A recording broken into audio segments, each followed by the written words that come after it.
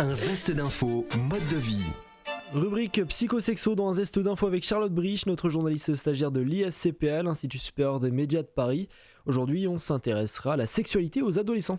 En effet, Romain, discuter de sexualité avec son enfant reste tabou. Aujourd'hui, pourtant, il y a urgence.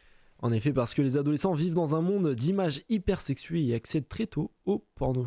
Ils se retrouvent donc parfois perdus et prisonniers de pratiques qui les malmènent, aux parents de les guider sans culpabilisation ni intrusion. Mais alors, comment parler de sexualité avec ces ados ? C'est la question que nous avons posée à Laurence Sirois, psychosexologue.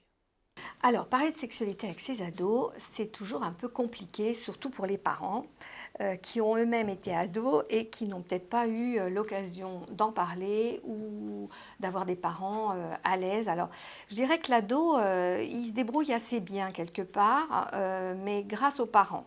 Toujours grâce aux parents, mais grâce aussi à la société. C'est-à-dire que s'il sent que les parents peuvent en parler, il va pouvoir en parler. Mais c'est aux parents quand même de bien écouter, de bien observer leur ado et de ne pas trop anticiper. C'est un petit peu pareil avec les enfants, mais d'être à l'écoute. Que l'ado sente qu'on peut en parler avec les parents. Et à ce moment-là, les parents doivent prendre tout prétexte d'en parler. Alors un film qui passe, quelque chose, un événement à la radio ou à la télévision, un fait divers, tout prétexte est bon pour aborder le thème de la sexualité et non pas sa sexualité à lui ou sa sexualité à soi, c'est-à-dire leurs pratiques sexuelles. Par exemple, les parents n'ont pas à parler de leurs ébats sexuels. L'ado ne se le porterait pas d'ailleurs. Et l'ado ne veut pas non plus parler de sa propre pratique. Mais des thèmes tout à fait généraux, évidemment la contraception, le préservatif, les premières fois ou la première fois, le choix sexuel, l'orientation sexuelle, mais d'une façon théorique, générale. Et puis, si les parents ont beaucoup de mal, bien j'irai consulter un professionnel.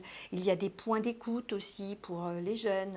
Il y a le CRIPS qui est bien fait pour donner des informations. La maison des ados qui aide bien les parents et les ados. Donc, si on ne peut pas, il faut aller chercher de l'aide. Et puis, je crois que la chose la plus importante, c'est cette relation de confiance que les parents peuvent avoir avec leur ado et réciproquement qui va permettre tout échange, toute discussion, toute question.